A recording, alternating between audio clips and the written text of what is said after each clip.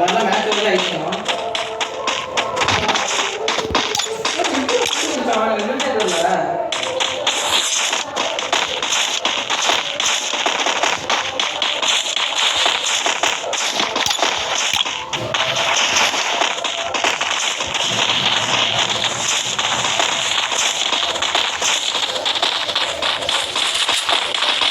என்ன அதிசயமான match.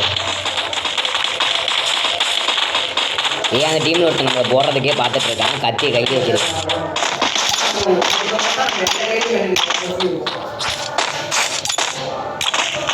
Skill on cooldown.